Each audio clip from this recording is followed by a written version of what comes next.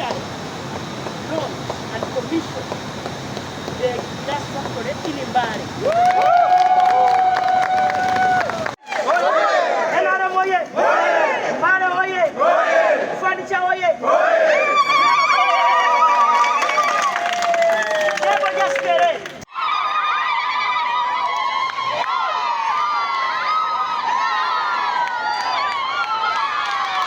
I want to also thank the people of Mbale and other areas who have come here for this exhibition.